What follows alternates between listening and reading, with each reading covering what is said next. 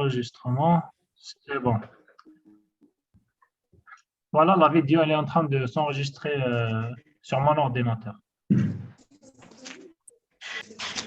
Très bien. Bonjour à tous.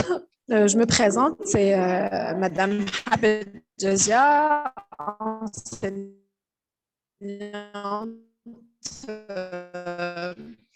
au département de Teblida.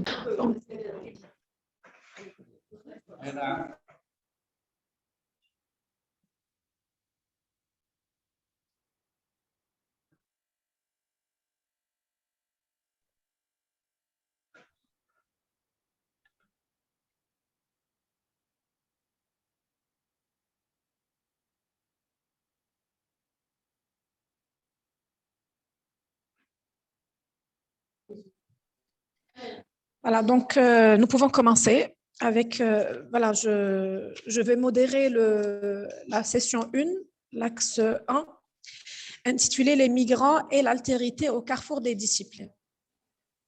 Donc, le premier intervenant, je crois qu'il n'est pas encore là, selon le programme, Tirvasan Rada de l'Université de Pretoria. Donc, puisqu'il n'est pas encore là, on passe la parole à Dahmani Youssef de l'Université de Blida 2, avec Madame Akmoun Houda, Dr Houda Akmoun, dont la communication est intitulée La Harga, analyse pluridisciplinaire d'un mot qui pousse à l'action. Alors, Dahmani Youssef. Oui, je suis présent et merci beaucoup. Vous avez la parole. Oui, merci beaucoup. Je tiens à remercier. Excusez-moi, je tiens seulement à préciser que vous avez 15 minutes et je vous prie de bien vouloir respecter le temps imparti. Je vais tenter de le faire, bien sûr. Voilà, merci. Bon, merci à tout le monde et merci spécialement aux membres du laboratoire Ridilka et ceux de l'association Anecléa pour nous avoir donné cette opportunité de prendre part à cette manifestation scientifique.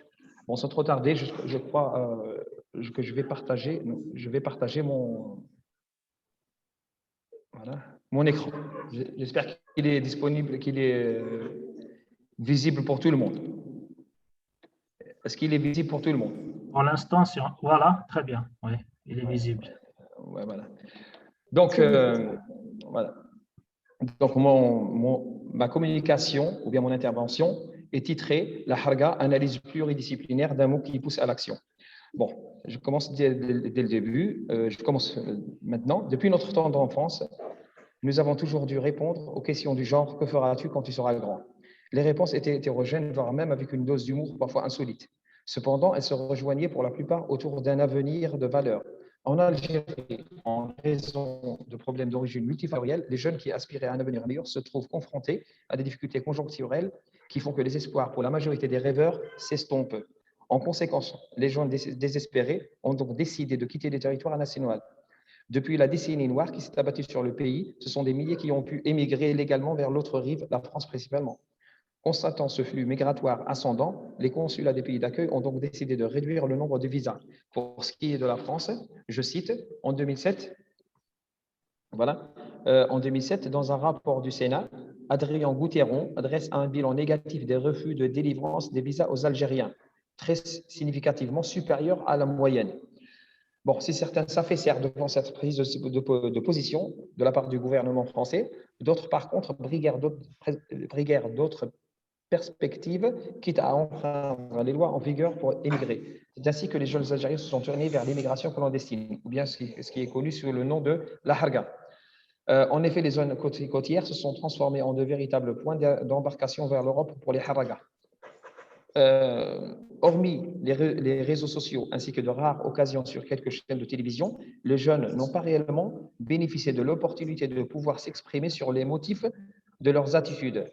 Nous en avons esquissé quelques-uns. Il s'avère que de nombreux facteurs interviennent dans la construction de ce qui pousse à vouloir agir de la sorte. C'est pour cela que nous avons décidé de leur donner la parole afin qu'ils puissent faire part de leurs aspirations tout comme de leurs inquiétudes.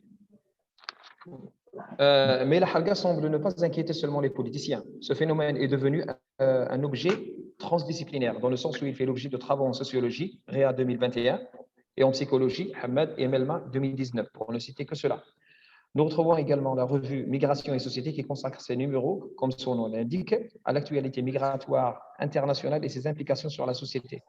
Bien entendu, la communication scientifique en Algérie a également abordé le sujet de l'immigration clandestine. Ceci s'est traduit par l'organisation de plusieurs manifestations scientifiques. Citons à titre d'exemple celle de Constantine intitulée « Immigration et politique en Algérie » en date du 4 et 5 mai 2016. Pour étudier ces représentations sous-jacentes des jeunes favorables à la Harga, nous avons décidé d'opter plutôt à une analyse pluridisciplinaire.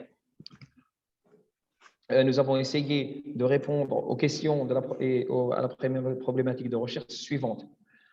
Pour cela, et de sorte à guider notre réflexion, nous serons amenés à répondre aux questions telles que quels sont les caractères attribués à l'Algérie par les jeunes candidats à l'immigration? Comment le public enquêté se représente-t-il l'Europe et les Européens? Comment cela influence son image de soi?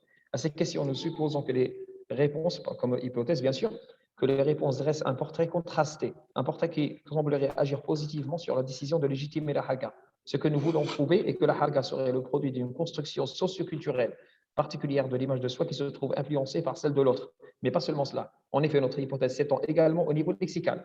En d'autres termes, nous supposons que le champ lexical socialement contextualisé de la Harga constituerait un facteur déterminant dans les prises de décision de nos enquêtés. Pour ce qui est du corpus, pour pouvoir construire le corpus d'analyse, nous avons dû nous approcher du public cible. Nous avons décidé de privilégier l'entretien car il, je cite, permet d'étudier les faits dont la parole est le vecteur principal, ou encore d'étudier le fait de parole lui-même, analyse des structures discursives, des phénomènes de persuasion, argumentation, implicitation. Blanchet, 2015, page numéro 12. Bon, du fait du lien amical qui se noue avec ces jeunes, certains d'entre eux étaient mes élèves, tandis que les autres sont répartis entre jeunes du quartier et membres de ma famille. Il a été donc aisé d'aborder le sujet de l'immigration clandestine. Après 22 entretiens qui se sont étalés sur une durée de 9 jours, nous avons pu obtenir 22 séquences sonores enregistrées. De ce corpus, 15 séquences ont été sélectionnées qui répondent favorablement à nos choix théoriques. Pour ce qui est des questions, nous avons tenu à ce qu'elles apparaissent familières et directes, voire banales autant que possible, sous le peine de semer le doute chez nos interlocuteurs et par conséquent obtenir des réponses inadéquates.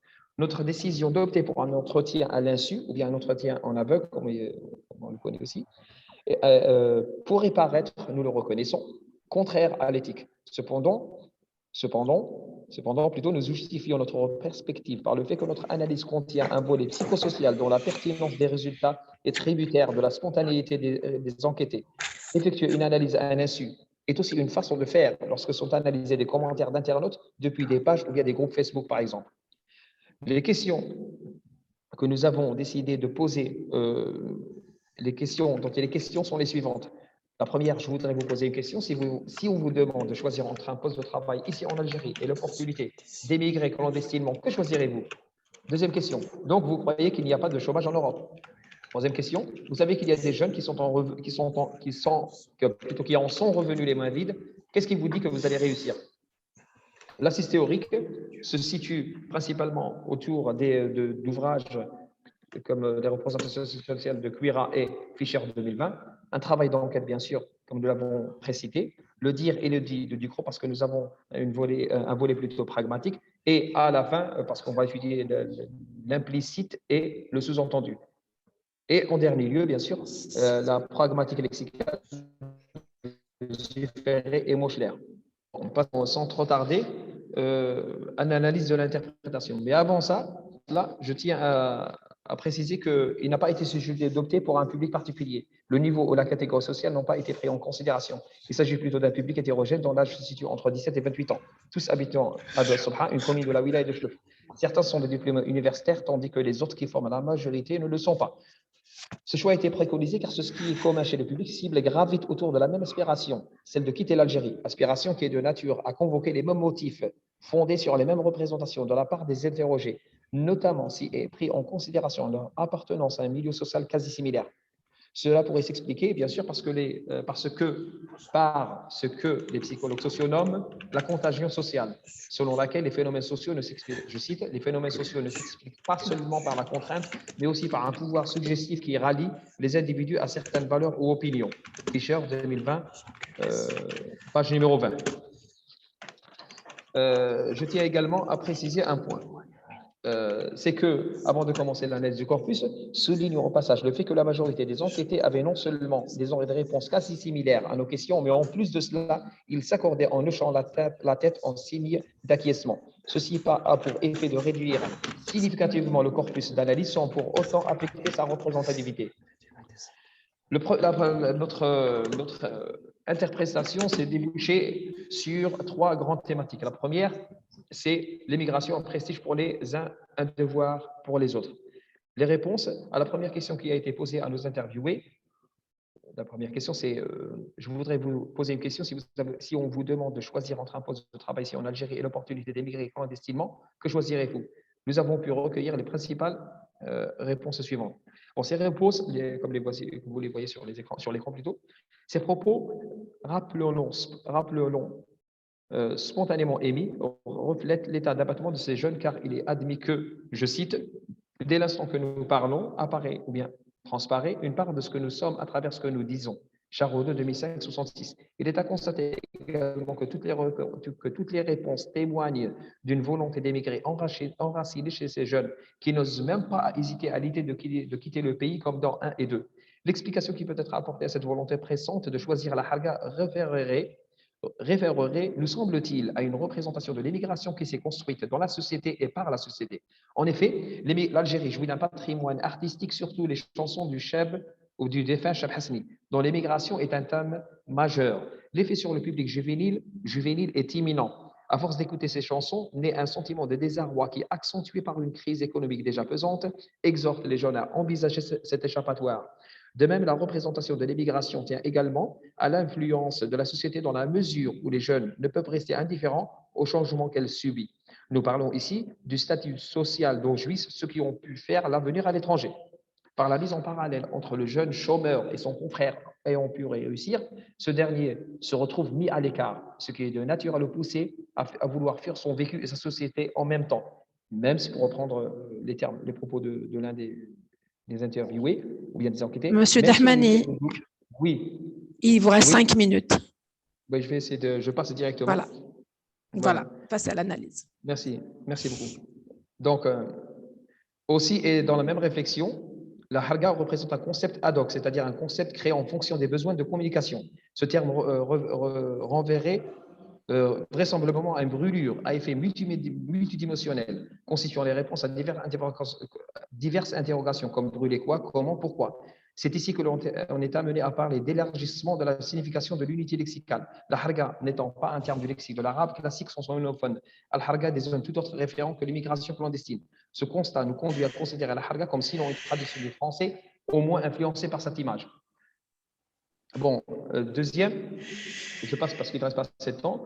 L'Europe, deuxième thématique, l'Europe, ou bien deuxième thématique qui représente en elle-même une représentation sociale ancrée chez le public cible. L'Europe, terre du succès immanquable.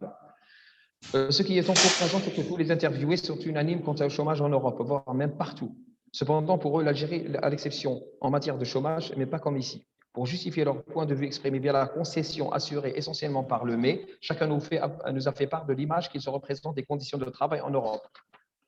Il en découle de ce qui précède que la décision d'émigrer clandestinement chez les jeunes Algériens émane non pas d'une inconscience, mais bien au contraire. Elle est animée par une soi-disant érudition des conditions de travail qui, selon si tu travailles une semaine, cela suffit pour vivre le reste du mois, et que même en cas de chômage, l'individu a droit à une allocation. En est-il ainsi? Les statistiques relatives au chômage sont tout autres. Je cite www.l'emploi.nc. Ce qui engendre un taux de pauvreté. Encore une autre référence, www.inégalité.fr. Ce qui engendre un taux de pauvreté en ascension qui serait de nature à décourager nos jeunes. L'Europe, dernier point, l'Europe, terre de justice. Les Européens ne te privent pas de tes droits. Intéressons-nous de prime abord à la réponse 1. Celle-ci aurait largement pu être considérée comme une réponse à la question précédente. Le contexte sociopolitique est également évoqué comme réponse, ce qui ne surprend point. Ce dernier constitue le soubassement de leur prise de position. Nous le retrouvons dans les 2 dernières réponses. En disant que la situation économique en Algérie n'en couche pas à espérer, il était supposé qu'ailleurs, en l'occurrence en Europe, la situation économique est bien plus meilleure. La réponse contient un indice, la réponse numéro 7 contient un indice qui reflète explicitement l'un des tourments engendrés par la situation dramatique et caractéristique le vécu de ce public. Lorsqu'un jeune déclare avoir honte que son père lui donne de l'argent pour pouvoir s'offrir certains services, comme prendre un café, cela montre qu'il a effleuré ou atteint la maturité, et ce, en dépit de son âge. L'explication réside dans le fait que la famille algérienne est par essence patriarcale. C'est l'homme ou le père qui est principalement responsable de satisfaire les besoins de la famille. Bon, il y a tant à dire, mais puisqu'il reste seulement que 5 minutes, je vais essayer de résumer la conclusion. Voilà. En guise de conclusion, ce travail sur la représentation sociale d'un groupe de 15 jeunes Algériens favorables à l'immigration vis-à-vis d'un groupe exogroupe européen nous a permis de faire l'inventaire des représentations. En effet, la représentation, les réponses à chacune des 3 questions posées ont pu nous permettre de dégager 3 principaux éléments qui influent, voire façonnent le discours et partant le comportement des enquêtés. Pour ce qui est, nous avons observé le point négatif du statut social de l'immigré que nous avons cité tout à l'heure, celui du statut dont jouit l'immigré, celui qui a pu réussir à l'étranger, une désinformation à propos des l'Eldorado européen, des images qui sont véhiculées notamment à travers les films et les émissions télévisées, qui nous montrent une toute autre réalité. Et enfin, le terme halga, qui substitue à celui de immigration clandestine. Nous n'avons pas, je sais que nous n'avons pas, je n'ai pas pu aborder ce terme parce qu'il par défaut de temps. Donc, pour résumer, les jeunes n'utilisent jamais le mot immigration clandestine, ils utilisent le mot harga. Donc, bien entendu, ce travail ne prétend en aucun cas l'étude de toutes les représentations qui sont de nature à pousser les jeunes algériens à la harga. Ceci plutôt étant dit, et dans une perspective plus large, une éventuelle prise en considération des strates sociales pourrait s'avérer pertinente. Aussi, d'une comparaison entre les discours des jeunes partisans et des jeunes détracteurs de la harga pourrait contribuer à dissuader les candidats. Comme il serait en outre favorable d'ajouter des questions supplémentaires de sorte à couvrir les différents points névralgiques qui inquiètent les jeunes Algériens et les poussent à chercher ailleurs le bonheur qu'ils ont perdu ici dans leur pays. Arrivé à bout de cette présentation, je vous remercie infiniment pour votre attention. Merci, Monsieur Dahmani. 15 minutes, vous avez respecté le temps qui vous a été imparti. Alors, sans plus tarder, je cède la parole à Monsieur Nadir Romili de l'Université d'Alger 2. Vous êtes là, Monsieur Romili? Oui, je suis là. Très bien. Donc, votre communication s'intitule « La violence verbale comme représentation de l'autre, harag, dans les échanges polémiques au forum de discussion du Figaro ». Alors, vous avez la parole pour 15 minutes aussi. Oui, mais je ne me vois pas. Voilà, exactement. Voilà. Donc, sans plus tarder, avant de commencer, je tiens également à dire bonjour à tous et à toutes. Voilà. Ma communication s'intitule, comme vous l'avez présenté, donc la violence verbale comme représentation de l'autre dans les échanges polémiques au forum de discussion du Figaro. Donc, en réponse à l'appel à communication du laboratoire LIDILCA, donc laboratoire de recherche interdisciplinaire en didactique des langues et des cultures en Algérie, de la faculté des lettres et des langues de l'université de Blida, en collaboration avec l'ANECLEA, organisateur du congrès Harraga Migrants Réfugiés, qui est la représentation de l'altérité à l'ère des médias sociaux numériques. Notre propos s'inscrit dans l'analyse du discours numérique. Il interviendra dans l'axe 1, les migrants et l'altérité au carrefour des disciplines, basé sur l'argumentation. Il s'intéressera à la question de la violence verbale comme registre discursif, je cite Amossi 2008, mais également comme discours de représentation de l'autre, qui accompagne fréquemment le discours polémique, considéré par Kerbarat Orikuni comme discours disqualifié en s'attaquant à une cible. Donc notre communication tentera d'explorer ce rapport à l'autre que permet cette violence verbale et comment se déploie-t-elle, sur quelle représentation s'appuie-t-elle. Voilà. Avant de commencer l'analyse, nous tenterons d'abord de définir sommairement le phénomène Harraga, puis nous planterons le décor théorique en s'appuyant particulièrement sur les définitions que propose Amossi dans Apologie de la polémique sur la violence verbale et de Patrick Charodeau dans son livre Médias et l'information, l'impossible transparence du discours sur les représentations. Donc, le premier point, le phénomène Harraga considéré dans la culture savante comme une migration clandestine dans la mesure où le migrant brûle d'abord les étapes formelles d'une migration légale, donc par exemple le passeport, le visa, puis ses papiers d'identité lorsqu'il atteint l'autre rive pour éviter son extradition vers son pays d'origine. Ce phénomène est mis en discours dans les forums de discussion qui se définissent comme espaces virtuels, garantissant, grâce à la règle du pseudonymat, une identité d'emprunt qui permet aux internautes de manier la violence verbale, plus ou moins régulée par la net-étiquette, et attenter à la face de l'autre sans aucune sanction. La violence, pour ce qui est de la violence verbale, elle accompagne souvent la polémique, elle la renforce en exacerbant la dichotomisation, la polarisation et le discrédit. Dans son ouvrage « Apologie de la polémique », Amossi a tenté de dégager les paramètres qui permettent de repérer la violence verbale dans les échanges polémiques en ligne.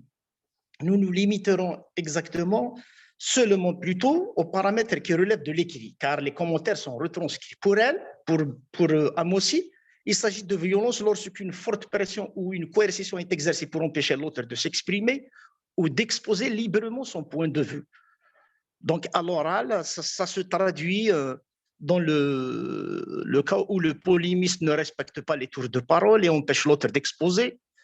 Un polémiste empêche l'autre de développer son point de vue en lui imposant le sien de façon péremptoire, non pas par une argumentation, mais surtout par un coup de force de l'affirmation appelée modalisation emphatique par un genou. C'est les questions rhétoriques, dans les questions rhétoriques, le polémiste présente à l'auditoire des questions qui contiennent tantôt leurs réponses, cela empêche l'autre d'avancer ses réponses propres à lui, tantôt par des questions fourrées, qui sert à le blâmer. Je cite Al-Sal 2003. Donc, le deuxième point, le point de vue présenté est totalement déconsidéré et ridiculisé. En 3, le polémiste attaque la personne même de l'opposant en utilisant l'argument ad hominem et ses variantes. Le point 3, donc le point de vue, l'entité ou la personne qui l'incarne sont assimilées au mal absolu. En 4, la violence est souvent liée au pathos. En 5, le polémiste use d'insultes contre son adversaire. Et en 7, le polémiste incite à la violence contre autrui. Donc, les 7 paramètres que Amossi a pu dégager. Pour ce qui est de la représentation, donc je citerai la perception-construction qu'entretient l'humain avec le réel pose la question de la représentation. Cette question fortement discutée dans les sciences humaines et sociales. Toutefois, la conception consensuelle que partage selon Charot de l'anthropologie sociale de Georges Ballandier, de la sociologie de Pierre Bourdieu et de la psychologie sociale de Serge Moscovici est la suivante. Je cite: les représentations en tant qu'elles construisent une organisation du réel à travers des images mentales qui sont elles-mêmes portées par du discours ou d'autres manifestations comportementales des individus vivant en société, sont incluses dans le réel, voire données pour le réel lui-même. Elles s'appuient sur l'observation empirique de la pratique des échanges sociaux et fabriquent un discours de justification de ceux-ci qui mettent en place un système de valeurs, lequel est érigé en mode de référence. Fin de citation. On voit bien que ce sont les discours, donc les mots, qui témoignent des représentations qui, elles, constituent le référentiel de la violence verbale. Nous supposons que les internautes employeraient les différents arguments, en particulier la dominante, pour attenter aux faces de leurs opposants et s'appuieraient sur des imaginaires divers. Donc, notre corpus est constitué de commentaires, de participants de l'échange ayant réagi à l'article du quotidien Le Figaro, intitulé « 10 noyés et près de 500 migrants interceptés au large de l'Algérie », publié le 22 septembre 2022. Ces commentaires sont classés dans l'annexe, dans une liste à plusieurs niveaux. Donc, pour ce qui est des commentaires, des réponses aux commentaires et des réponses à la réponse du commentaire. Voilà.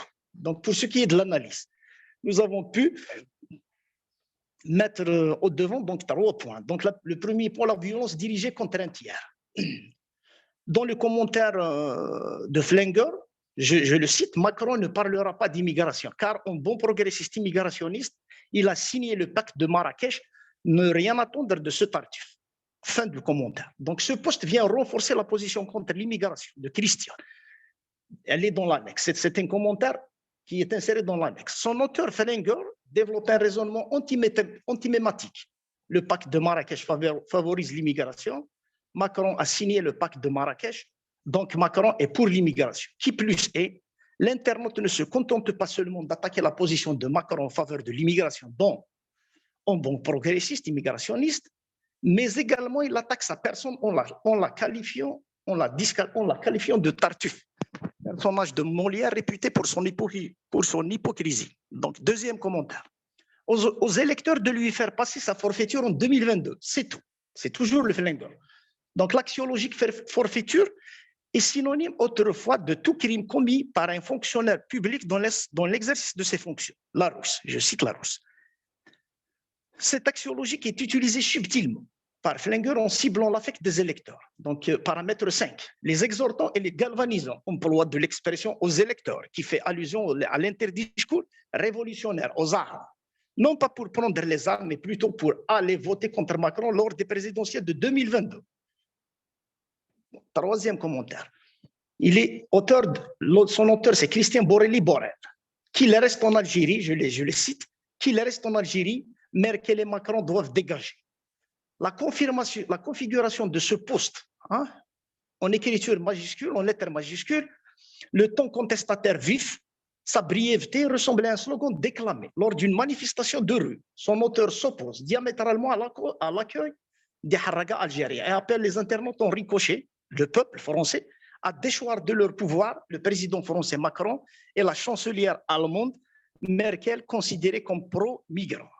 Donc, de ce premier point, on aura compris que des commentaires virulents que Macron pour sa signature du pacte de Marrakech, Merkel pour son accueil aux migrants, sont considérés comme des adversaires qui incarnent le mal absolu, qu'il faudrait à tout prix les éliminer politiquement, en se basant sur l'imaginaire de la souveraineté populaire.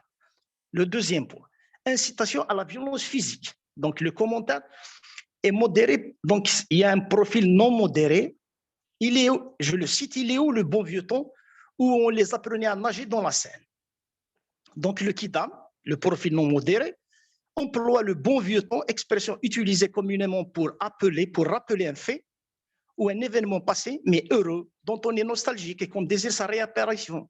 Apprendre la nage aux Algériens. Quoique cet événement historique tant souhaité par le polémiste constitue une incitation à la violence physique. Donc, paramètre 7, contre les Harraga algériens, parce que le 17 octobre 1961, des milliers d'Algériens avaient été jetés dans la Seine pour avoir manifesté pour l'indépendance de leur pays.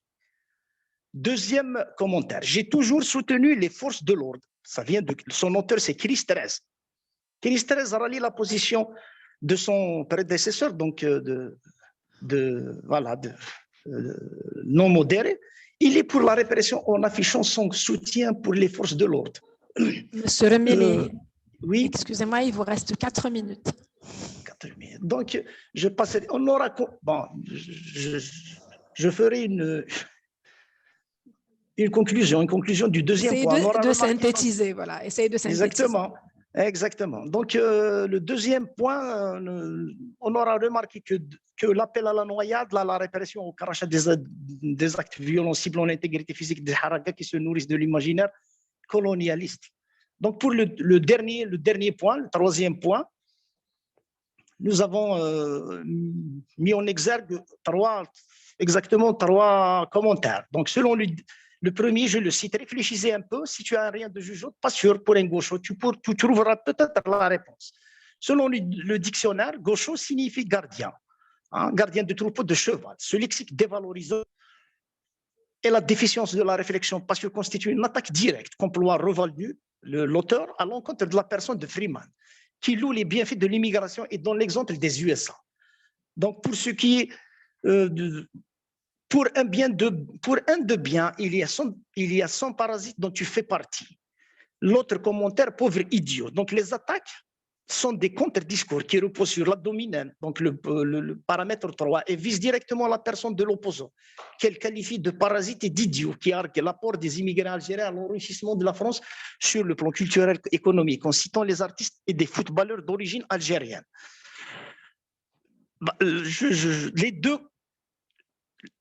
Je cite les deux derniers commentaires. Une fois arrivés sur nos plages, Soukeru est installé au social. Ils appellent la police pour rhabiller les baigneurs. Le deuxième, 500 individus qui n'emmerderont pas nos gens là. Dans la rue pour juger. Les deux commentaires ci-dessus infligent au Harraga une déficience morale. On vous entend moins bien, monsieur Remeli. On vous entend moins bien. Et comme ça. Et comme ça, Voilà. vous m'entendez? Comme ça, c'est mieux. Oui, là, c'est mieux. Oui.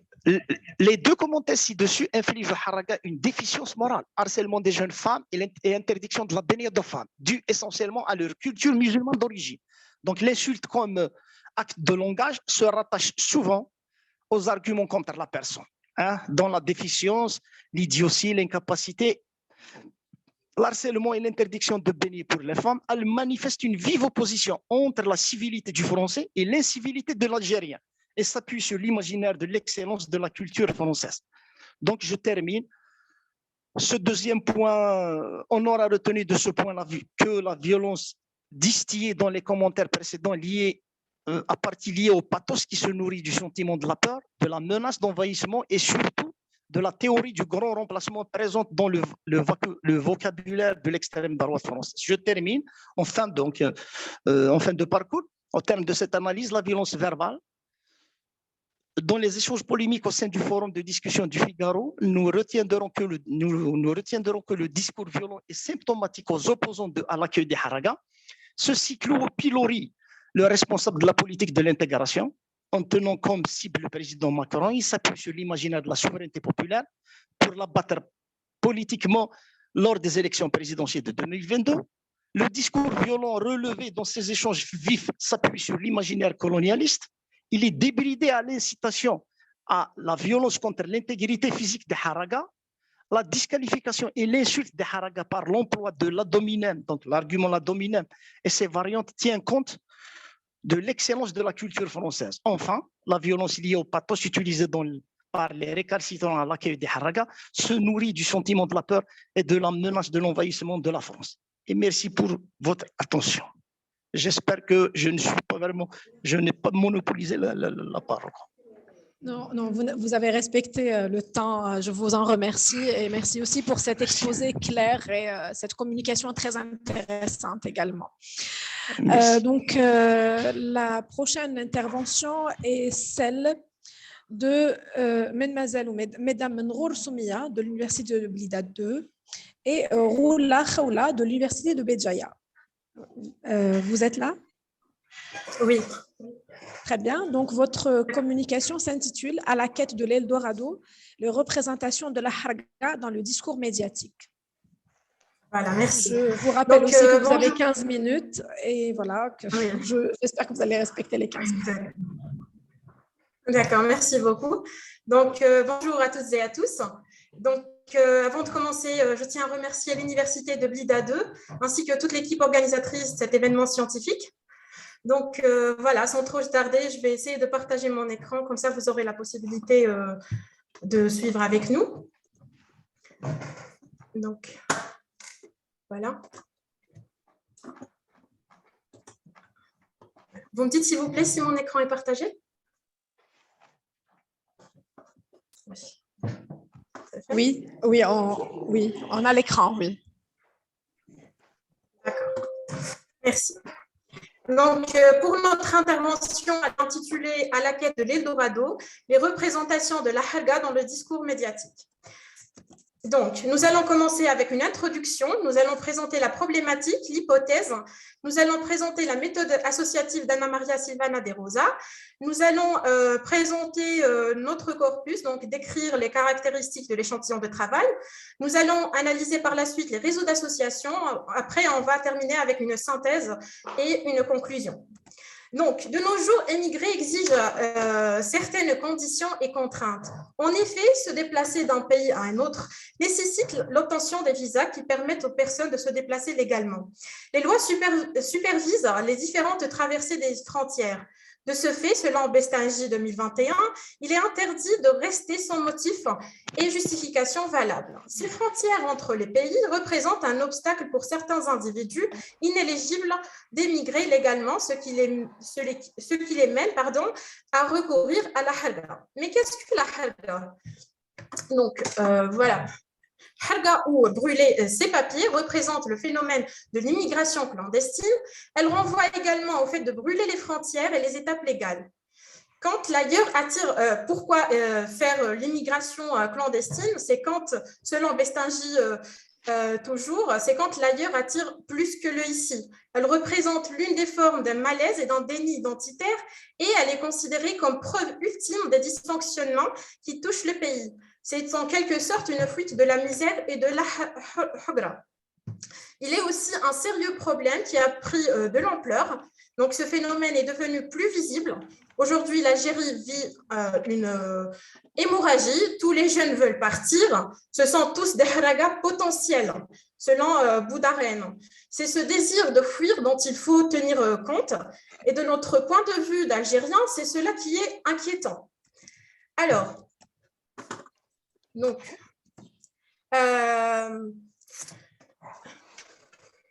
ce phénomène est intimement lié au concept de représentation qui est le noyau de notre problématique. Donc, les représentations, c'est quoi? La représentation sociale est une collection organisée d'informations, d'opinions, d'attitudes et de croyances autour d'un sujet ou d'une chose.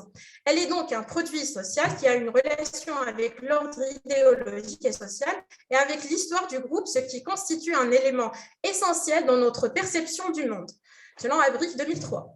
Ainsi, la représentation a deux composantes. Donc, on a le contenu et la structure. Comme l'affirme Villain-Gondossi, ces images dans notre tête, ces représentations, ces constellations collectives figées et préexistantes peuvent être liées à des signes linguistiques, donc lexème ou configuration lexématique. Donc, l'énonciation évoque souvent l'expression d'un jugement, d'un sentiment, d'une image ou tout simplement d'un halo d'association, connotation plus ou moins confuse. Dans ce sens, notre problématique, elle vise de savoir comment les jeunes Algériens expriment-ils leur malaise identitaire et quelle image se font-ils de leur pays, donc de cette Algérie qu'ils veulent fuir.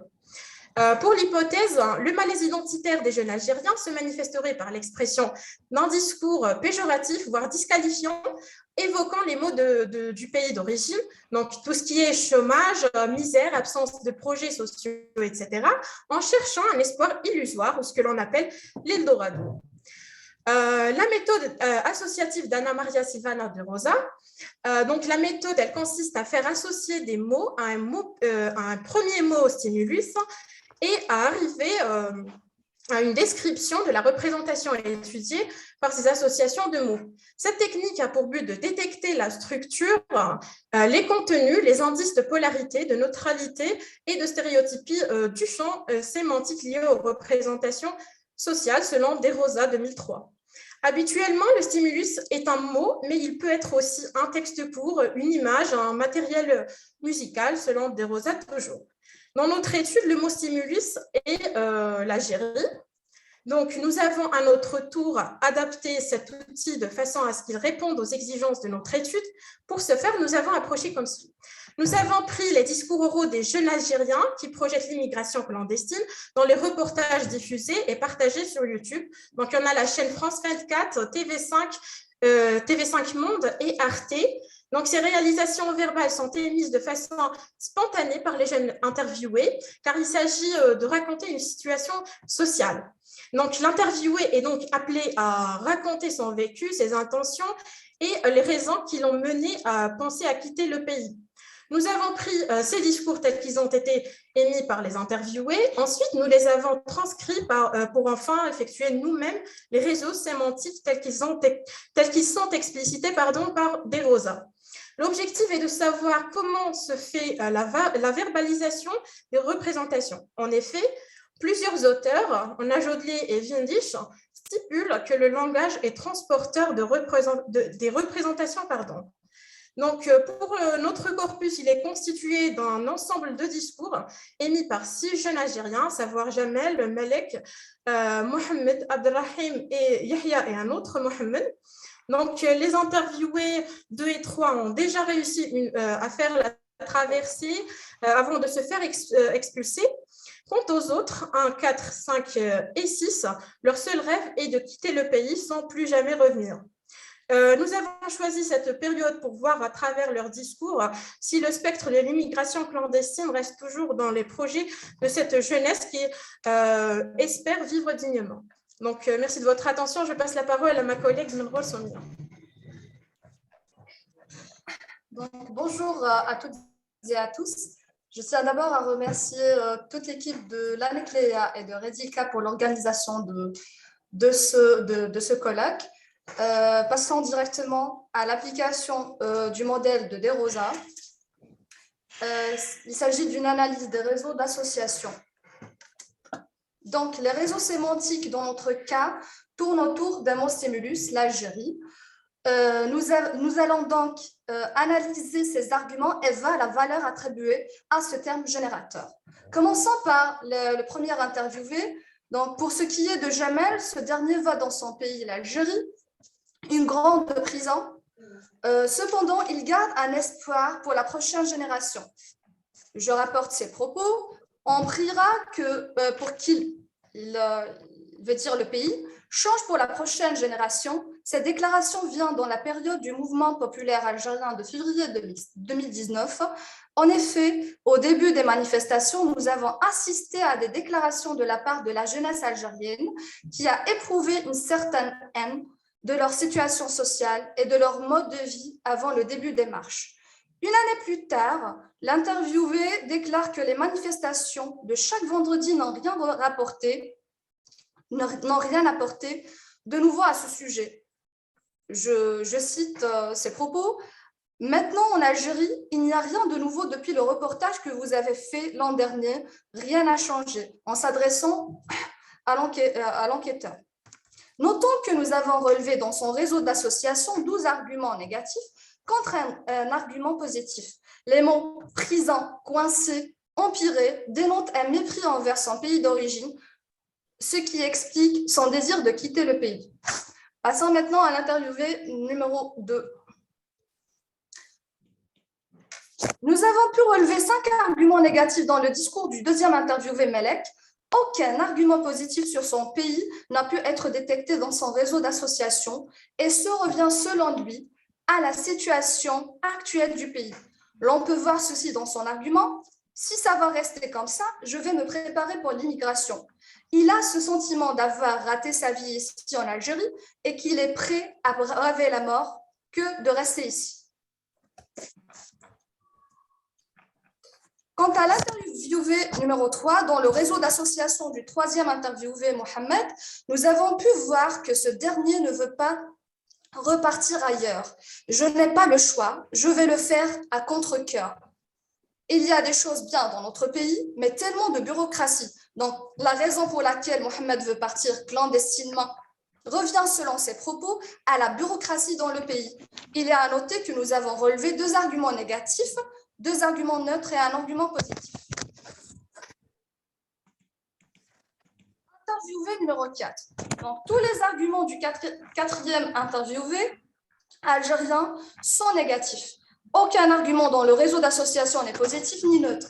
La raison pour laquelle Abdelrahim a pris la décision de la Harga revient, selon lui, au chômage malgré les études qu'il a faites.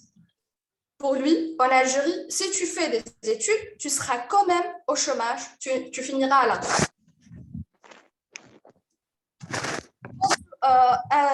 Quant à l'interviewé numéro 5 et numéro 6, les 2 interviewés, Yahya et Mohamed, voient dans les agressions et le chômage les raisons de leur décision de quitter le pays pour l'Espagne. Il n'y a que la prison, selon eux, les mafias et les agressions. Il n'y a ni travail ni avenir. Même si tu travailles, tu n'as pas d'argent, à peine à quoi manger. Passons maintenant aux valeurs correspondant au tableau numéro 2, qui correspond au nombre de mots, aux valeurs positives, négatives ou neutres, que nous avons attribuées en mots de leur réseau d'association. Donc, on peut remarquer que les images de ces interviewés sur l'Algérie convergent les uns vers les autres et prennent une valeur majoritairement négative chez tous les interviewés, avec un total de 31 mots et expressions négatives, alors que nous notons que 2 mots et expressions de valeur neutre et un seul mot et expression de valeur positive. Ces idées collectives et partagées témoignent de ce malaise identitaire qu'éprouvent ces Algériens envers leur pays, ce qui justifierait leur passage à l'action.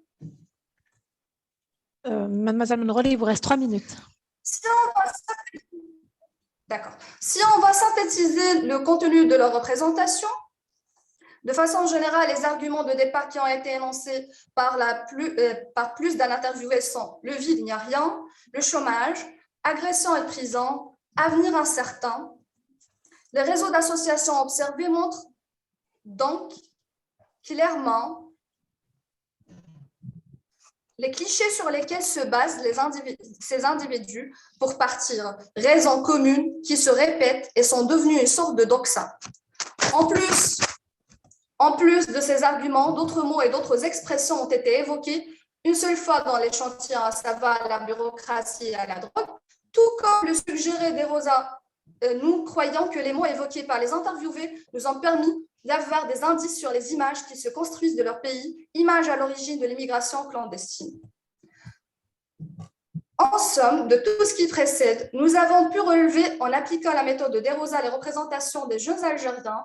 Les réseaux d'association de ces derniers varient entre des arguments négatifs, positifs et neutres. En effet, le malaise identitaire se manifeste à travers un discours disqualifiant vis-à-vis du pays d'origine, l'Algérie. En somme, ces jeunes Algériens se construisent une image négative à partir de laquelle ils justifient leur volonté de quitter leur pays au péril de leur vie. Merci de votre attention. Je vous remercie, mesdames. Et la dernière communication dans le cadre de cet atelier va nous être proposée par Méliani Youstra, l'Université de Blida 2, voilà, et Madame Dr Akmoun Houda. Oui, c'est ça. Voilà. La communication est intitulée « La Harga, une forme d'anti-exil ». Voilà. Je vous rappelle également que vous avez 15 minutes et je vous prie de bien vouloir les respecter, s'il vous plaît. Alors, tout d'abord, je tiens à remercier les organisateurs de nous avoir offert cette opportunité. Et concernant ma contribution inscrite dans le cadre de ce colloque qui porte sur l'immigration clandestine, donc elle envisage le phénomène de l'immigration ou bien de la harga comme étant une forme de l'anti-exil. Donc ici, deux questions qui se posent. Tout d'abord, d'où vient ce rapprochement entre la notion de l'exil et celle de l'immigration clandestine, et qu'est-ce qu'on entend par l'anti-exil. Alors, en parlant de l'exil, on s'inspire de la théorie du chercheur et du conférencier américain Ian Buruma, présentée dans l'ouvrage de Roland Jacquard, L'exil intérieur. Donc, Ian Buruma croise la notion de l'exil avec celle de l'errance pour parler d'une forme d'exil errant ou ce qu'il désigne l'anti-exil. Donc, avant d'expliquer c'est quoi l'anti-exil, il faudrait tout d'abord aborder les deux types d'exil tels qu'ils sont distingués par monsieur Ian Buruma. Donc, d'abord, il part d'un exil objectif qui s'arrête sur la notion du déplacement et après, il parle d'un exil subjectif qui correspond au fait de se sentir exilé, absent en l'absence d'une condition de déplacement. Et c'est ce deuxième type d'exil qui est en lien direct avec notre problématique de recherche. Donc, il s'agit d'un exil qui concerne des gens, des individus qui se sentent marginalisés, qui se sentent exclus, des gens qui n'arrivent pas à s'adapter, à s'intégrer dans leur pays d'origine. Donc, cette même catégorie trouve du refuge dans le départ vers l'inconnu, dans l'exil errant tel qu'il est expliqué par Ian Buruma. Donc, l'exil errant est un exil dans sa forme nomade ou cosmopolite. C'est l'expérience de celui qui se détache des continents, des frontières, pour ne plus être le champion que de l'universel. Je reprends les paroles de Bishop. Donc, c'est-à-dire, les victimes de l'exil interne trouvent du refuge dans une aventure errante, dans l'éloignement de leur pays d'origine. De ce fait, notre travail de recherche qui a pour objectif de tenter d'expliquer les raisons qui poussent à la harga découle de l'hypothèse selon laquelle la harga est conçue par les harragas comme étant un anti-exil, une forme d'exil errants qui les détachent d'un exil intérieur vécu dans leur pays d'origine.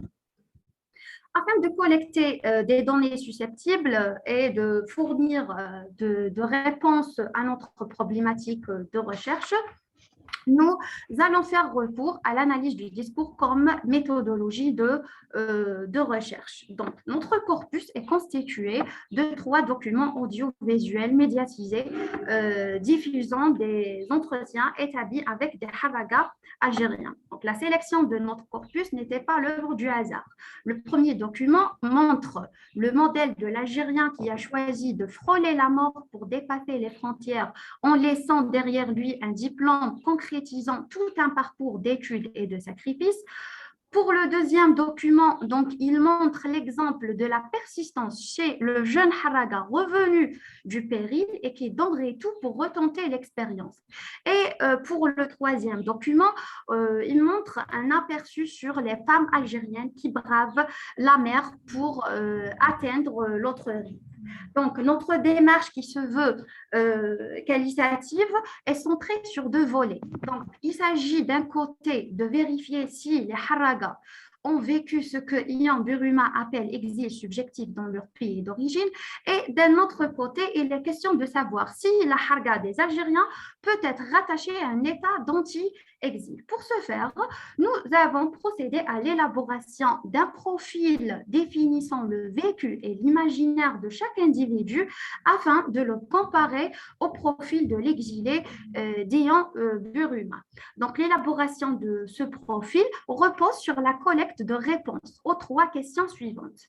L'insertion sociale des haragas était-elle réussite dans leur pays d'origine? Est-ce que les haragas ont conçu au préalable un plan pour mener leur vie dans le pays d'accueil? Et enfin, à quoi aspirent les haragas en franchissant l'autre rive? Donc, le contenu relevé des 3 discours est classé selon 2 thématiques principales. Les paroles des haragas à propos de l'Algérie et les paroles des haragas à propos de l'Europe. Donc, le contenu de ce tableau figure clairement dans les 2 schémas qui suivent. Le premier schéma montre les paroles, les termes, les expressions utilisées par les haragas en parlant de leur vécu en Algérie, des expressions comme la bureaucratie, porte fermée, déboires judiciaires, décès d'une mère, le chômage, enfer familial, échec, désespoir et la tyrannie de la belle-mère. Deuxième schéma montre les expressions employées par les haragas eux-mêmes en parlant de l'Europe. Donc, espoir, la seule solution, dignité, acceptation et liberté. Donc, concernant le premier discours, donc l'expression en arien utilisée par le haraga lui-même, venant d'un diplômé en industrie électronique, d'un intellectuel qui normalement sait peser ses mots, ne nous laisse pas indifférents. Elle présente un cri de désespoir d'un jeune Algérien qui blâme tout un système de noyer ses rêves dans l'eau qu'il a dû traverser en pariant sa propre vie dans l'espoir d'atteindre l'autre rive, là où il aspirait à la dignité. Le premier sujet précise qu'il s'est lancé dans l'aventure de la harga afin de chercher du travail et vivre dignement. D'un côté, l'emploi du mot ou bien du verbe chercher montre clairement que l'individu interrogé n'a aucun plan au préalable. Il s'est contenté d'errer loin du pays où, en s'estimant heureux qu'il a laissé derrière lui son passé déchu. D'un autre côté, l'accentuation sur le vivre en dignité laisse surgir les représentations du harga sur l'autre monde, comparant à son pays d'origine. Et il est allé jusqu'à qualifier la vie qu'il a menée au sein de sa famille, ses proches et ses frères d'indigne, en présumant que l'autre l'accueillerait à bras ouverts en lui offrant joie et dignité. Ce sont les paroles du sujet interrogé. Et les clercs qui cherchent à vivre l'expérience rédemptrice. Pour le deuxième discours, le sujet interrogé dessine le portrait du patriotique qui a le cœur brisé pour les richesses inexploitées de son pays et gaspillées vainement. Il reproche à la bureaucratie d'être à l'origine de l'échec de ses projets. En tant qu'agriculteur, il espérait épanouir ses affaires. Il s'exprime avec peine, laissant entendre la déchirure, les séquelles et le fardeau de toute une existence maniée par l'amertume de l'échec. Donc, le haraga Harraga déclare avoir tenté l'expérience de la harga, donc il sait ce que fait de franchir l'autre rive après avoir frôlé la mort, mais son côté humain l'a obligé d'apporter de l'aide à un Harraga qui était présent dans l'embarcation malgré son problème cardiaque. Donc peut-être une autre victime du désespoir qui espérait vivre le reste de ses jours loin de la déchéance qui cherchait à fuir, loin d'un pays où toute porte était fermée. Ce sont les paroles du Harraga. Nous pouvons dire donc que le sujet a pu prendre du recul depuis sa première tentative afin de pouvoir peser ces deux alternatives. Il sait désormais ce qu'il devrait endurer pour pouvoir échapper à ce qu'il endure depuis une éternité. Ce qui est surprenant, c'est qu'il n'a pas hésité à trancher et que qu'il soit, il est prêt à revivre l'expérience car c'est en elle qu'il estime trouver la réconciliation avec son passé, son identité et son moi interne. Enfin, concernant le troisième discours, donc, il concerne les femmes algériennes qui bravent la mer. Pour l'une, l'émigration clandestine représente une rupture avec ce qu'elle nomme la tyrannie de la belle-mère et de l'enfer familial. Ce sont ses propres propos. Pour l'autre, l'autre monde est une opportunité d'un nouvel commencement loin d'une vie de marginalisation et de rejet. En effet, les charges judiciaires qui ont poussé cette dernière à emprunter l'embarcation de la mort témoignent d'une difficulté d'insertion sociale, d'un exil interne qui résulte d'une incompréhension, d'une identité qui se trouve ébranlée par les remaniements qui s'opèrent au niveau d'une société donnée. Cela se laisse lire dans ses propres propos.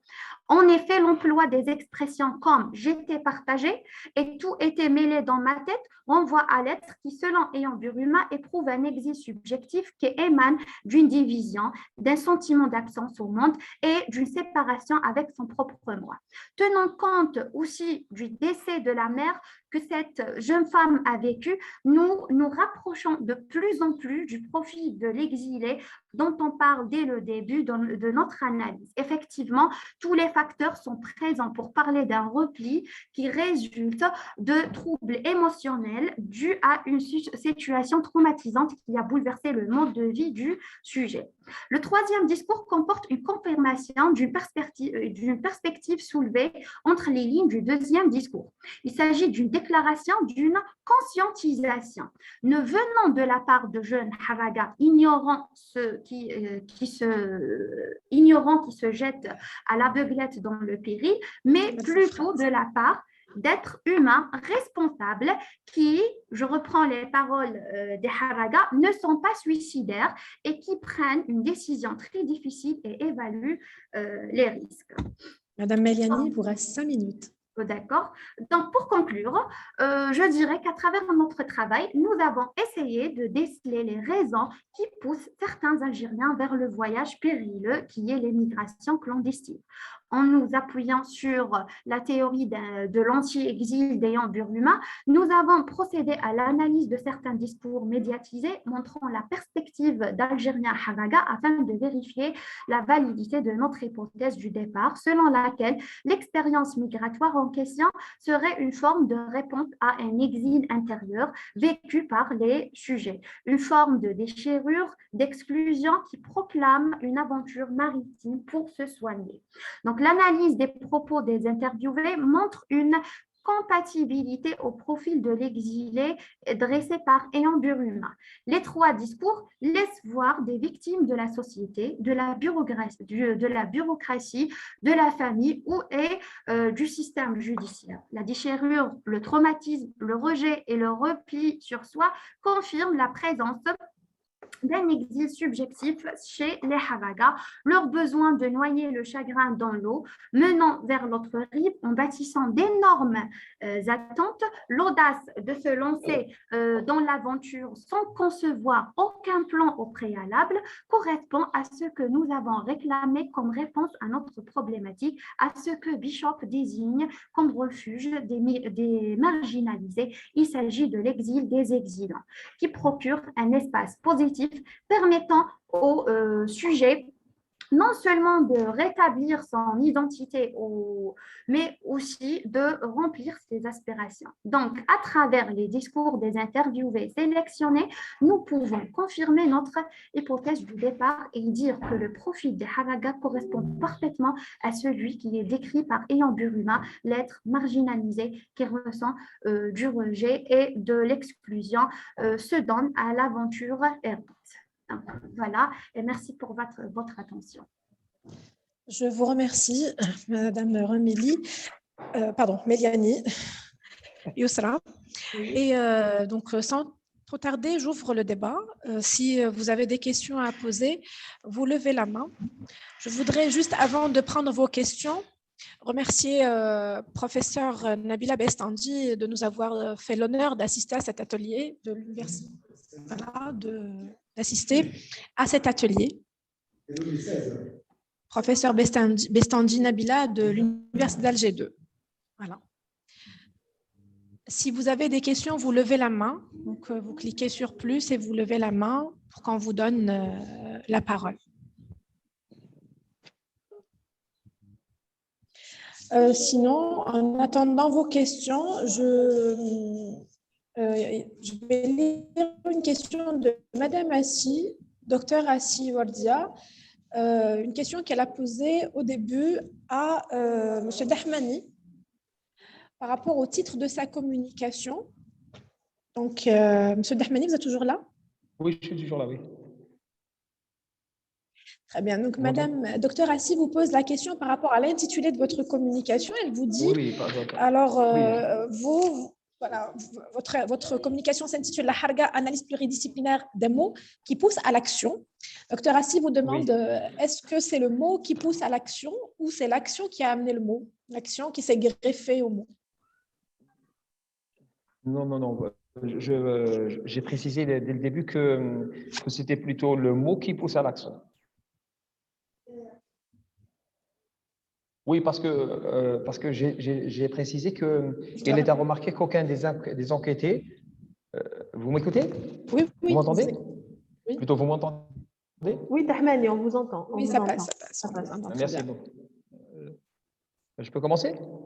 Oui. Oui. Donc, je parlais du mot qui pousse à l'action parce qu'il est à remarquer qu'aucun des enquêtés, même si maintenant, si on parle aux jeunes, personne d'entre ces jeunes-là, ils vont dire qu'il s'agit d'une émigration clandestine. Personne ne parle de ça. Mais ils parlent tout simplement, ils parlent tous de Al-Harga. C'est bel et bien l'équivalent. Mais pour eux, le fait de dire que c'est une immigration clandestine, cela s'avère à les rendre responsables d'un sort qui n'est pas… qu'ils ne sont pas responsables en quelque sorte. Tous sont pertinemment conscients du fait que l'immigration clandestine est un acte qui enfreint les lois en vigueur, mais pas la harga. Oui, car qualifier ce qu'ils font d'immigration clandestine, qui est connoté négativement, signifie quelque part qu'ils sont responsables de leur sort. Donc c'est pour ça que le terme harga, il les pousse à, si vous voulez, à immigrer clandestinement. Il les réconforte un peu dans leur décision, c'est ce que vous voulez dire? Exactement. On n'occultera pas pour autant le caractère juvénile de ce public, dont la hardiesse est l'une des caractéristiques les plus saillantes. Ne dit-on pas que la jeunesse est une fraction de la folie? L'émigration clandestine tente les jeunes également parce qu'il s'agit d'un périple à haut risque dont ceux qui ont eu la chance de passer outre-mer se vantent allègrement. Sachant que le mot harga est un mot typiquement algérien. On ne retrouve pas cette lexie ailleurs, dans d'autres langues. Oui, je sais, c'est un mot algérien, mais qu'on ne retrouve pas, si vous voulez, dans le lexique classique algérien. Pour moi, ma façon de voir les choses, c'est que le mot harga, il est emprunté du français. Il a plutôt été influencé par le français, non pas par l'arabe classique. Oui, on est d'accord, Youssef, c'est Madame Assi qui te parle. En français, on dit brûler les étapes. Il a brûlé les étapes, alors que on ne dit pas harga al-marahil. Non, on est d'accord, justement, c'est historiquement parlant, linguistiquement parlant, c'est plutôt l'action qui a mené à ce mot. le fait de justement griller la frontière, si on peut traduire ça brûler les comme ça en frontières, brûler français. les étapes, on dit ça. Voilà, exactement. Donc, au final, c'est l'action qui a amené ce mot qu'on a été chercher dans l'arabe algérien. Exactement. J'ajouterais également que cette nomination qui inclut une idée de chaleur est intéressante dans la mesure où, je vais citer, focaliser la recherche sur la nomination permet de prendre en considération des phénomènes discursifs et sémiotiques sous-jacents à l'appréhension même des signes par les sujets parlants. Oui, mais c'est pour ça que je te pose la question. C'est pour ça que je me suis posé la question. Je me suis dit que ton intitulé pourrait être aussi valable dans l'autre sens. Oui, c'est-à-dire l'action qui mène à… J'ai envisagé toutes ces questions. Attendez, je cherche une citation que j'ai… En attendant que vous trouviez votre citation, M. Dahmani, harga, ça veut dire à la fois brûler les étapes de la procédure ordinaire de demande de visa, etc., pour partir ailleurs. Mais ça veut dire aussi pour les immigrants clandestins, quand ils arrivent de l'autre côté de la Méditerranée, l'autre rive, ils brûlent leur passeport pour qu'on ne puisse pas les renvoyer chez eux. Je pense que c'est ça qui a fait naître le mot haraga. J'ai précisé que le mot harga était un mot multidimensionnel. Ça veut dire hargik, brûler quoi, comment, pourquoi. Donc, aussi, nous pensons que les représentations et le discours sont liés par une relation réciproque. C'est-à-dire, le discours fait écho aux représentations, tout comme celles-ci sont construites par les discours prononcés. Tout à fait, tout à fait. Je cède la parole à Dr Saïdoun qui aurait une question ou un commentaire. Ensuite, professeur Bestandji. Avant, je voudrais remercier pour leur intervention. Je dirais que votre intervention s'adresse précisément à Mademoiselle Youssra Mobiani. Donc là, vous avez parlé de l'exil et de l'exil intérieur. Comment combattre cet exil intérieur pour mettre fin, je dirais, empêcher cette génération qui opte pour l'immigration par tous les moyens. Donc, comment combattre cet exil intérieur? Je vous remercie.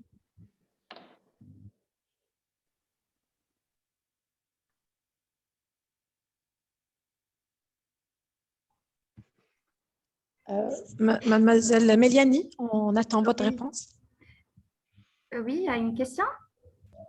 Oui, Madame Dr Saïdoun vous a posé une question. Ah, je n'ai pas remarqué. Alors, le nom même ici. Tu répètes s'il te plaît la question. Je n'ai pas entendu. Voilà, oui, Dr Saïdoun va répéter sa question. Le son n'était pas bien en fait, oui. J'allais lui demander de vérifier un petit peu son périphérique.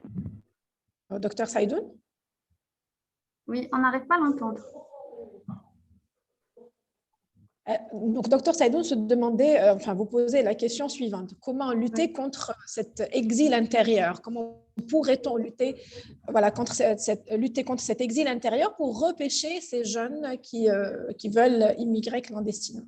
Oui, donc pour lutter contre cette forme d'exil intérieur, donc on pourrait veiller à un accompagnement psychologique, par exemple intégré dans le cursus scolaire des élèves, par exemple, parce que ces jeunes haraga autrefois étaient des élèves, donc étaient des adolescents. Donc un suivi psychologique qui prépare ces individus, ces futurs haraga, peut-être bien. Donc, on pourrait les suivre et les préparer et leur montrer comment prendre en charge leurs émotions et leurs problèmes qui peuvent les pousser à cette immigration clandestine.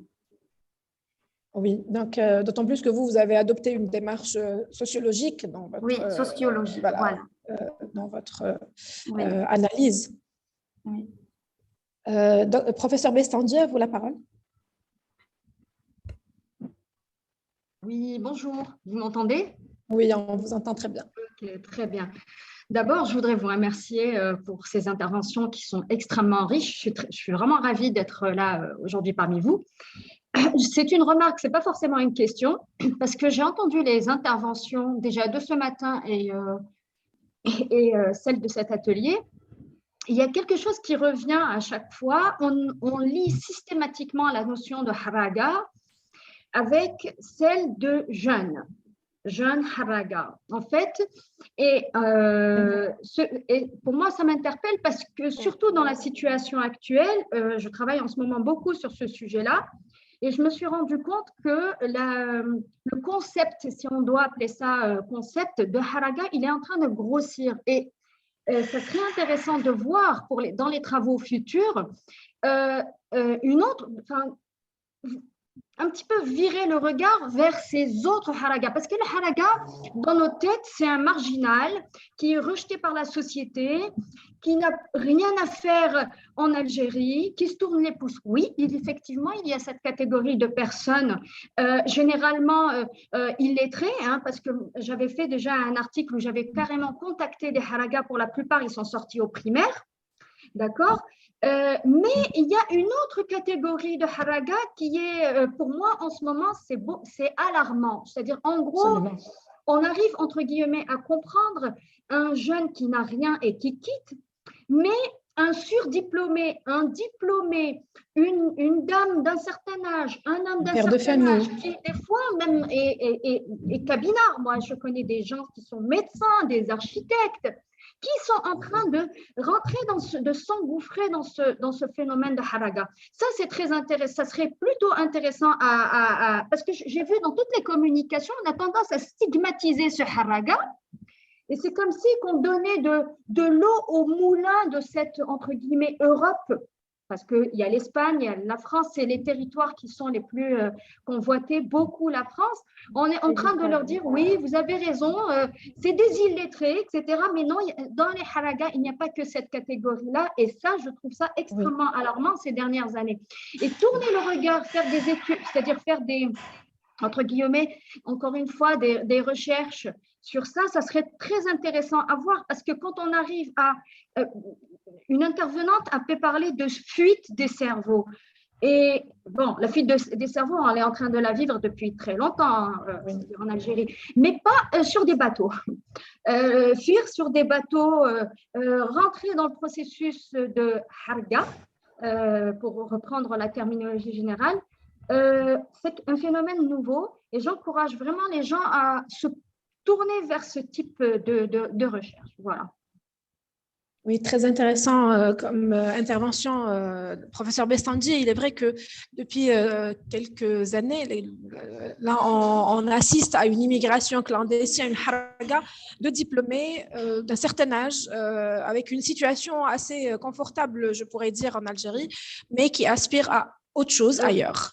Juste pour juste un petit rappel, c'est que nous, on enseigne dans les départements de langue. Et le nombre, par exemple, d'étudiants qui nous demandent des lettres de recommandation parce qu'ils veulent, entre guillemets, fuir, c'est alarmant. C'est-à-dire, on est en train de former pour l'étranger. Et c'est des haragas. C'est des haragas parce que c'est des gens qui savent qu'ils vont aller là-bas. Enfin, les premières années, peut-être qu'ils vont être réguliers. Enfin, ils vont avoir des papiers, mais ils mettent dans leur tête qu'ils vont griller leurs papiers, ne pas revenir. C'est exact, c'est ça, oui. Voilà, merci beaucoup. Alors, je vous remercie, professeur Bestandi. La parole est donnée à Madame Larbi Benharra Marwa, qui demande la parole. Une question. Vous m'entendez? Oui, on vous entend. Bonjour à vous tous et toutes. Moi, je trouve, c'est peut-être une question qui est un petit peu hors sujet, mais c'est toujours une réflexion que j'ai faite. Je trouve que le phénomène de la harga est un phénomène assez paradoxal en soi, parce que je me dis, là, nos intervenants et camarades ont parlé beaucoup plus du phénomène du chômage, n'est-ce pas? Mais moi, je me dis toujours que pour pouvoir faire la harga, il faut un certain, c'est-à-dire, il faut de l'argent. Donc, si il me dit qu'il est un chômeur, etc., puis il arrive à économiser cet argent-là, je me dis aussi que tout ça, c'est un peu paradoxal, puisqu'il a pu mettre de côté de l'argent, c'est qu'il est capable de travailler. Donc, pourquoi ne pas continuer à travailler, je ne sais pas, et rester dans son pays, plutôt qu'aller, c'est-à-dire risquer sa vie malgré tout. Voilà, c'est une réflexion que je me suis toujours faite. Je sais que je suis littéraire, j'ai peut-être pas la question, j'ai pas la réponse à ma question, mais c'est toujours une réflexion. Voilà, je vous remercie. Justement, ça rejoint la réflexion de professeur Bestandi qui demande, qui dit qu'il serait intéressant de s'intéresser à cette catégorie de personnes qui ont une situation professionnelle assez stable ici et qui veulent quand même qui rentrent quand même dans ce processus de l'harga. Donc voilà, vous rejoignez la même idée. Merci. Voilà, je vous remercie. Youssef Dahmani, vous demandez la parole? C'est ça? Dahmani Youssef, vous avez demandé la parole? Moi? Oui. Oui. Vous avez la main levée? J'ai demandé la parole, oui. D'accord. Oui, exactement. Je voudrais poser la question à mademoiselle Soumia Monro à propos des réseaux sociaux, plutôt des... Un instant, s'il vous plaît, je ne sais pas, je me rappelle plus où j'ai mis Voilà, à propos des valeurs sociales, des valeurs associées au mot. Je voudrais savoir comment vous avez pu établir ou bien ressortir ces valeurs associées au mot. Est-ce qu'il s'agit d'un travail manuel ou bien à travers l'utilisation d'un logiciel précis? Monsieur Dahmani, c'est plutôt un travail évalué en fonction de l'excel qu'on a pu repérer dans les propos de ces interviewés. Donc, c'est un travail manuel? Oui. À partir d'une transcription qui est faite, donc on a repéré les lexèmes et on les a classés en fonction de leurs valeurs positives, négatives ou bien neutres. Est-ce qu'il y a une autre façon d'opérer? Ça veut dire soumettre le corpus d'analyse à un logiciel quelconque? À ma connaissance, non. Le modèle de DeRosa exige que l'on fait comme ça. Que l'on fait comme ça, voilà. Et puis, le modèle principal est de demander aux enquêtés d'évaluer eux-mêmes leur lexème ou bien les mots qu'ils ont utilisés. Et dans notre cas, on a pris un corpus déjà fait, déjà préexistant. Donc, c'était à nous de faire le travail justement à la place de ces interviewés et d'évaluer leurs propos en fonction de leurs valeurs. Merci beaucoup, je vous remercie. Une autre question, si vous permettez, pas à vous directement, mais à Madame Bestandji, si elle veut. Est-ce que je pourrais poser une question à Madame Bestandji, professeur Bestandji? Elle est toujours là, professeur Bestandji, elle est toujours là, oui. Professeur, est-ce que ce que vous venez de développer tout à l'heure, est-ce qu'il, si vous voulez, il coïncide à ce que je disais ou bien ce que j'ai mentionné dans l'introduction, le fait que cela se rattache à une éventuelle contagion sociale? Alors, contagion sociale, je ne sais pas si c'est une contagion sociale. Il se pourrait que cela, pour moi, après, nous, on peut donner un avis, vu qu'il n'y a pas encore eu d'enquête dans ce sens-là, on peut éventuellement faire l'hypothèse que c'est une contagion sociale, mais il faut se demander pourquoi il y a cette contagion sociale. Et je pense que cette contagion sociale, de par les travaux que j'ai faits, c'est-à-dire que je ne peux me baser que sur ce que j'ai personnellement fait, c'est-à-dire contacter des haragas et des candidats à la haraga.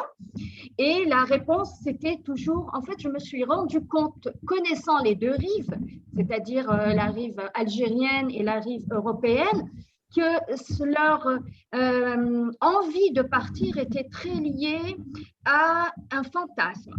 Le fantasme de l'Europe, le fantasme de l'Européen. Parce que nous qui avons mis les pieds en Europe, en plus de ça, dans des conditions très clémentes, et non pas en tant que personnes qui ont peur, qui doivent raser les murs, etc., on est parti dans des conditions assez confortables. On s'est rendu compte que c'était très dur, la France, et que c'était pas du tout, la France, l'Europe, l'Espagne, même l'Italie, mais c'est pas c'est des pays très culturellement extrêmement différents. C'est des pays où on ne fait pas, dans lesquels il faut faire des concessions, dans lesquels il faut travailler, dans lesquels il faut être diplômé, etc. Donc,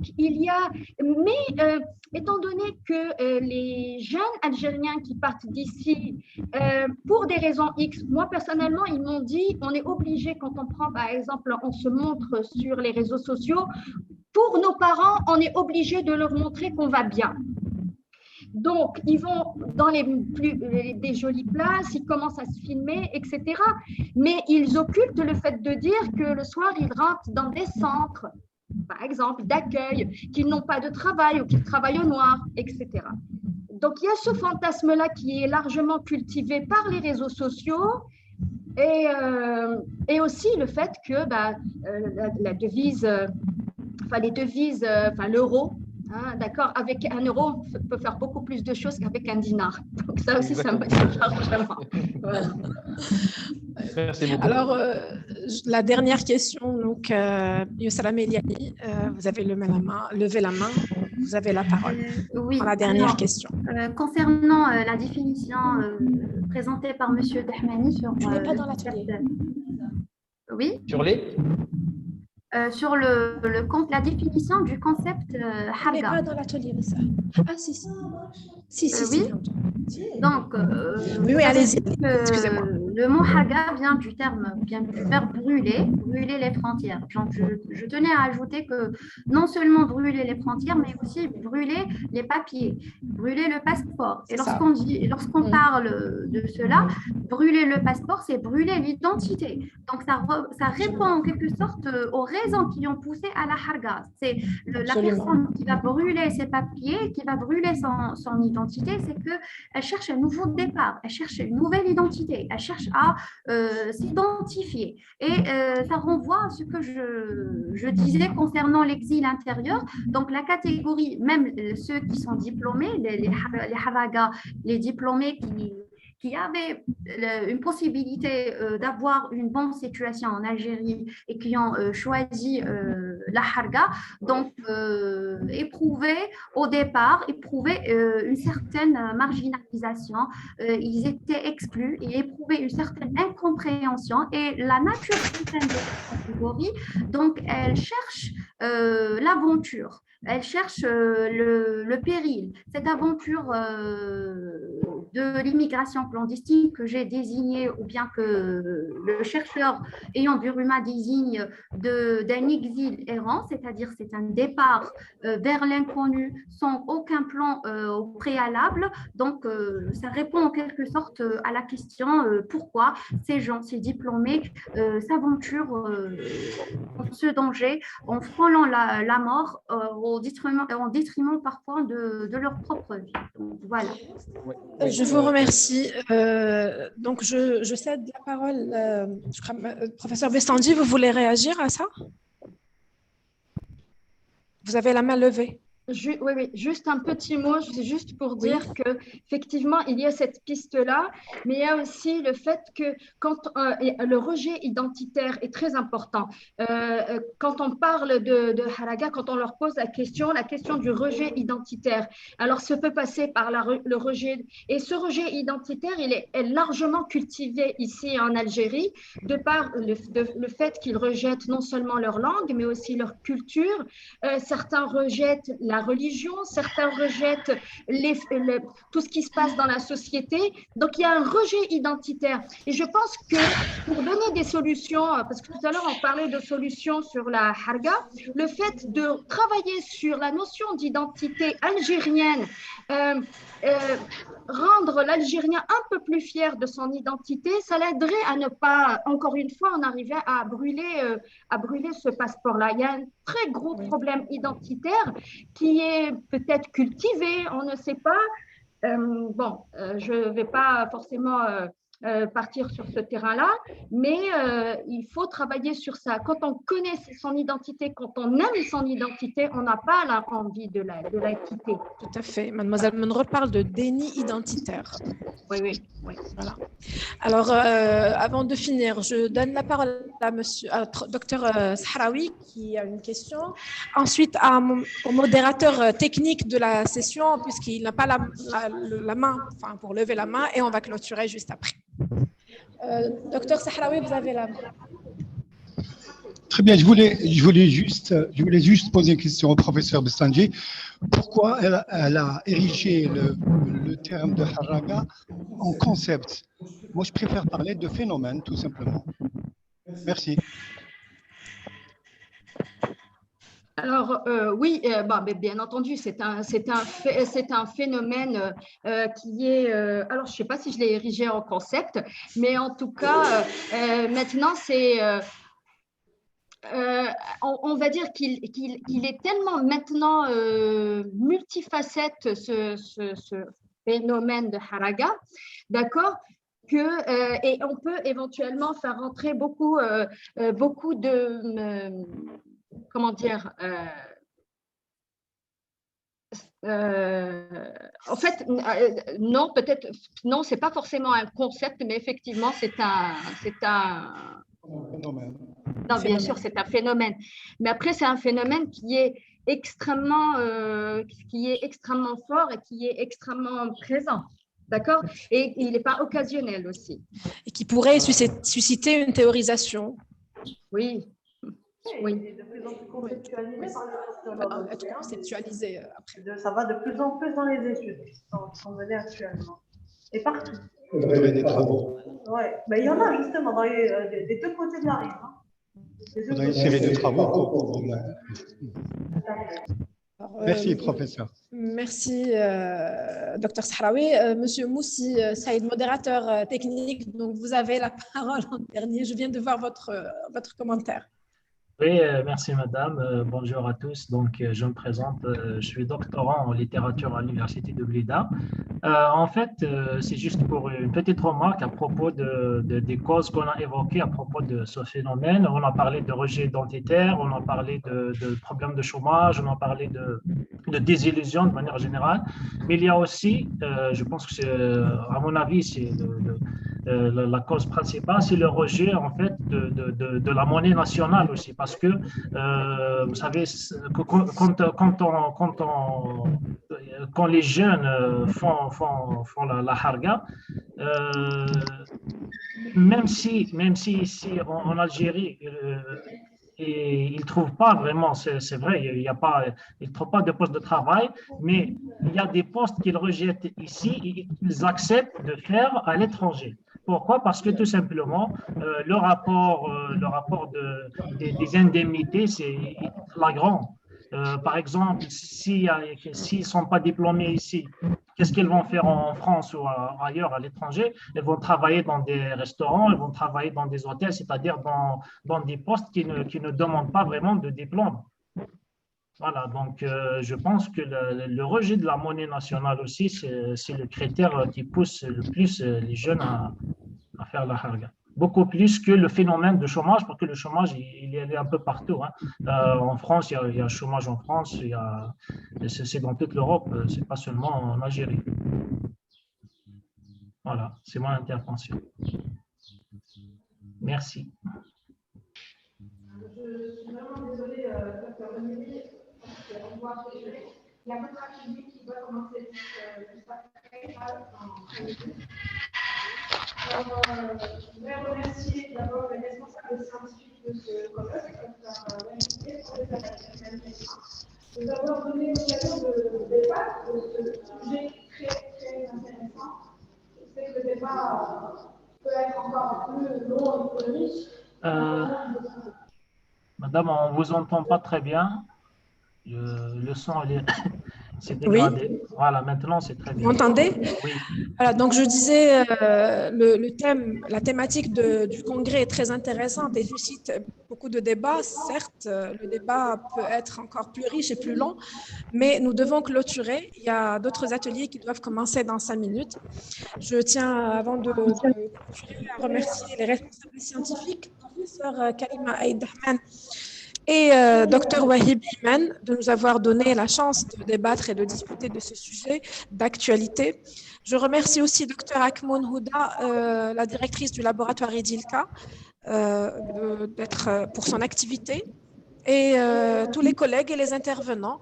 Je vous remercie pour vos communications et pour vos commentaires, interventions, toutes aussi riches les unes que les autres. Voilà, merci et à d'autres rencontres scientifiques. Merci à tous. Bonne journée.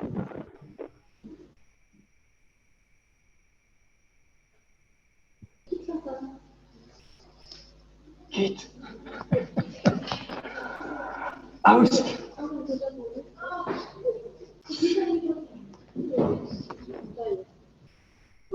تيتي جوزت العشية كاملة.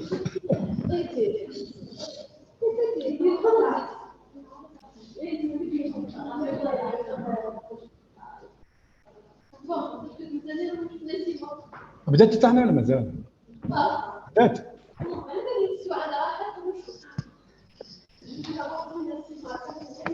أنا جاي قول لهم يا حبيبي سلفي لي هذا البروجرام تعمل.